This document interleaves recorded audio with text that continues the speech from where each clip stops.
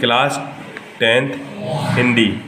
इसमें है आपके पद, सूरदास के पद हैं जो बहुत इंपॉर्टेंट हैं। इसमें है आपका पहला पद है, ऊदो तुम हो अति बड़भागी, अपरस रहत स्नेह लगाते नाहिन मन अनुरागी।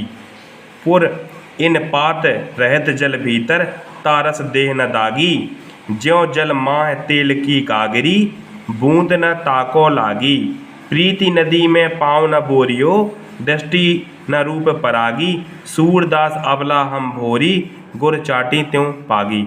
इसका मतलब होता है कि प्रस्तुत पद में गोपियाँ व्यंग करते हुए उद्धव से कहती हैं कि हे उद्धव, तुम बहुत भाग्यवान हो जो अब अभी तक श्री कृष्ण के साथ रहते हुए भी उनके प्रेम के बंधन से अछूते हो, ना ही तुम्हारे मन में श्री कृष्ण के प्रति प्रेम भाव उत्पन्न हुआ है।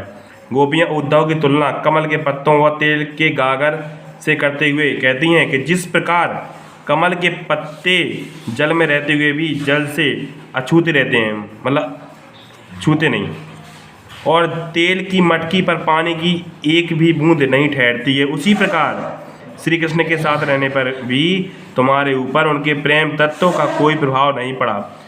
तुमने प्रेम रूपी नदी में कभी पाँव नहीं डुबोया और ना ही तुम्हारी दृष्टि कृष्ण के सौंदर्य पर मुग्ध हुई है। लेकिन हे उद्धव, हम तो भोली भाली अबलाएं हैं, हमें तो तुम्हारी तरह कोई ज्ञान नहीं।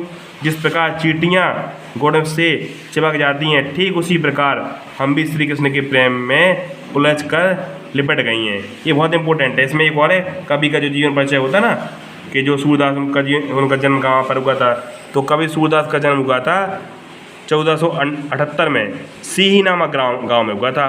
कुछ विद्वान उनका जन्म स्थान मथुरा के निकट रुणकता या रेणुका क्षेत्र को मानते हैं। ये बहुत इंपॉर्टेंट है।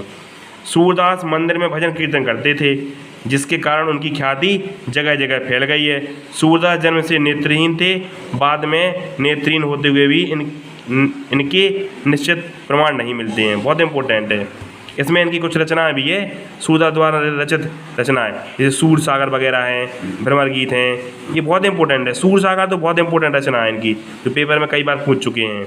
बहुत इंपॉर्टेंट इस चैप्टर को ध्यान से पढ़ना पड़ेगा आपको। इसमें बहुत सारे, अब जो आपको अगला टॉपिक बताएंगे वो नेक्स्ट वीडियो में होगा।